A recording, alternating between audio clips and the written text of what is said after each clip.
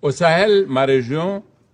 ces défis sont, comme vous le savez, la lutte contre le terrorisme, dont les actes odieux sapent au quotidien les fondements des États démocratiques. Au nombre de ces défis figure également l'impact du changement climatique qui, en réduisant les ressources naturelles accessibles, accroît la pauvreté et tous les fléaux qui vont avec. C'est vous dire, mesdames et messieurs les membres du Conseil, que le choix du thème de notre débat aujourd'hui est l'expression de notre volonté de voir le Conseil établir le nexus évident entre la paix et la sécurité internationale d'une part et la lutte contre le terrorisme et les effets du changement climatique d'autre part. Mesdames et messieurs les membres du Conseil, en décidant d'organiser ce débat sur le thème « La paix et la sécurité internationale à l'épreuve du terrorisme et du changement climatique », le Niger souhaite vous engager à poursuivre la réflexion et à prendre les initiatives idoines dans la recherche de solutions durables aux menaces à la paix et à la sécurité internationale et leur interaction avec les effets du changement climatique. Il me semble impérieux qu'au lendemain de la COP26, le Conseil capitalise les différents consensus obtenus afin d'encourager les stratégies visant à atténuer les effets du changement climatique, conformément à son mandat de maintien de la paix et de la sécurité internationale. Mesdames et messieurs les membres du Conseil, j'ai rappelé récemment à Dakar, lors du Forum sur la paix et la sécurité en Afrique, que plus que toute autre région du monde, le Sahel et le bassin du lac Tchad illustrent de manière éloquente l'interaction entre les effets du changement climatique et la paix et la sécurité. Les conséquences de ce phénomène, dont on n'a pas encore fini de mesurer toute l'ampleur, ont entraîné la désintégration du tissu social et le vivre ensemble des populations, poussées dans une compétition effrénée pour l'accès aux ressources qui, hélas, se raréfie de façon drastique.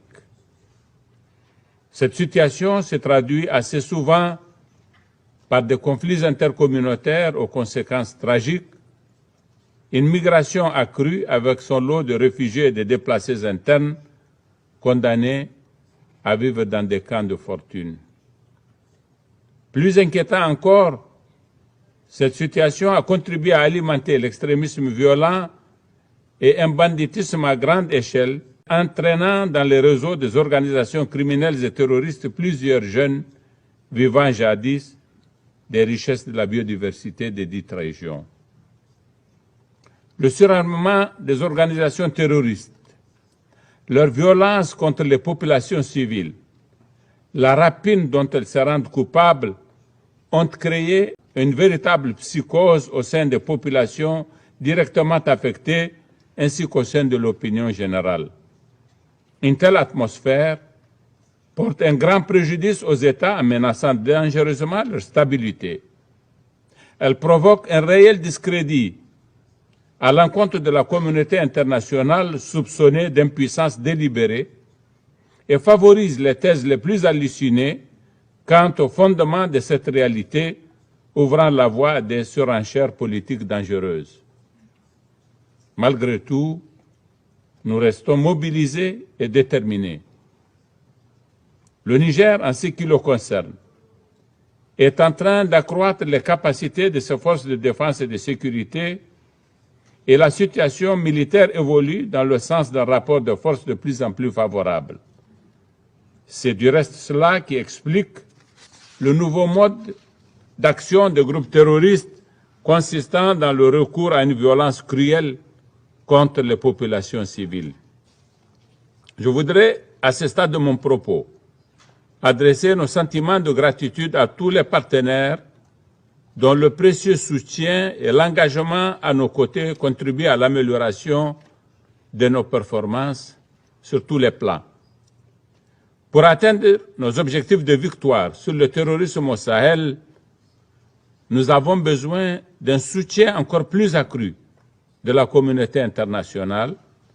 en termes de financement conséquent, de fourniture de matériel et équipements, ainsi que de renseignements sur le plan militaire.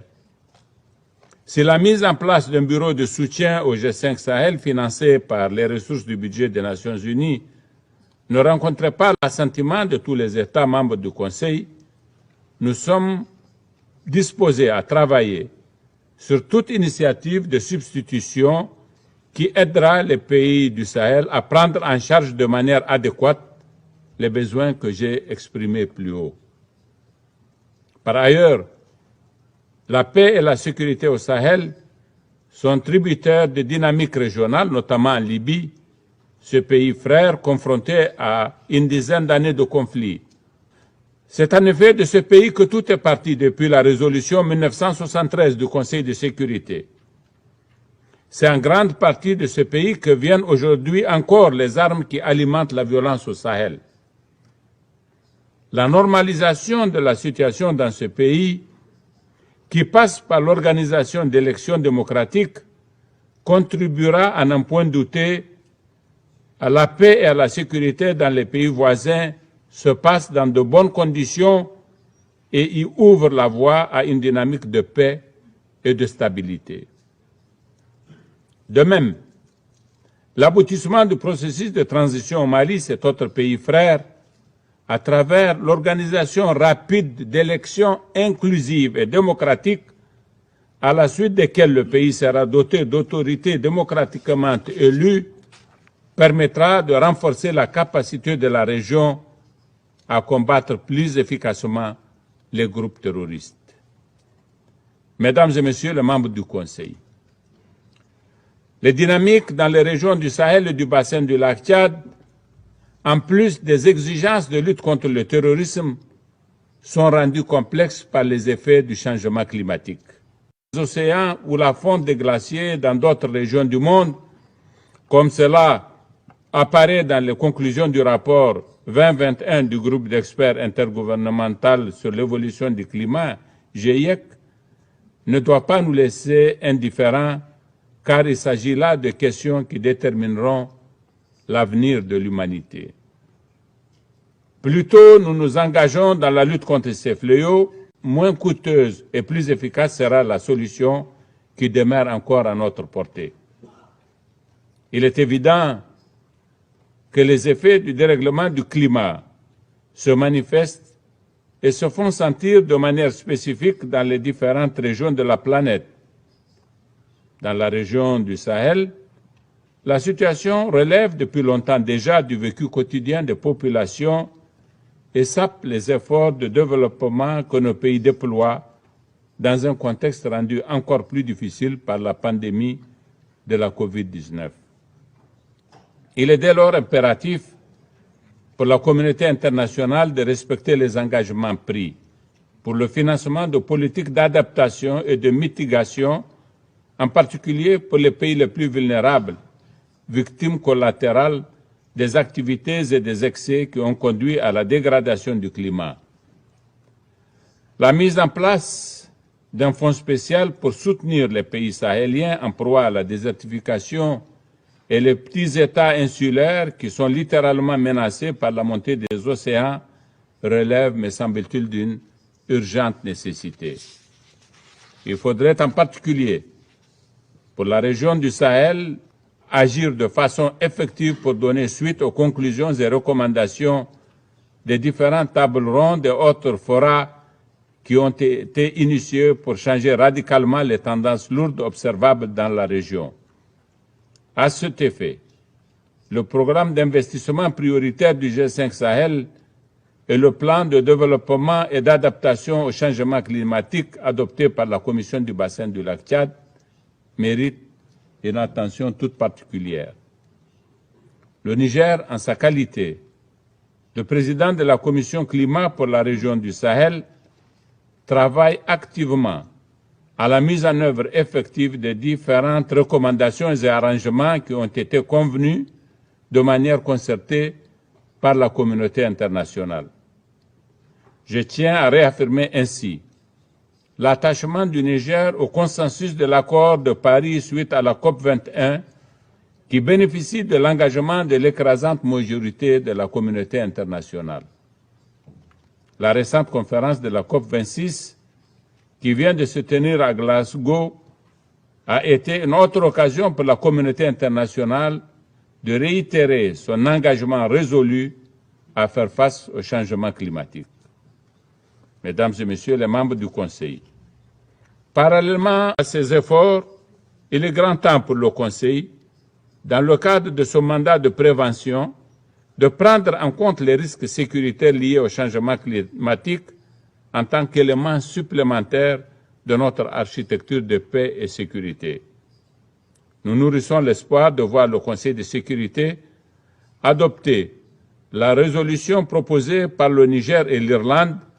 pour enfin doter notre organe d'une approche intégrée et coordonnée en vue d'un renforcement de sa capacité à comprendre l'impact du changement climatique sur la base d'une analyse approfondie des risques actuels et futurs, de façon à formuler des recommandations pertinentes orientées vers l'action. Une fois adoptée, cette résolution, je suis sûr et je suis convaincu qu'elle contribuera de façon efficace à la prise en compte des risques climatiques dans les opérations existantes de maintien et de consolidation de la paix, ainsi que dans le travail de médiation et de prévention de conflits. Je vous remercie de votre aimable attention.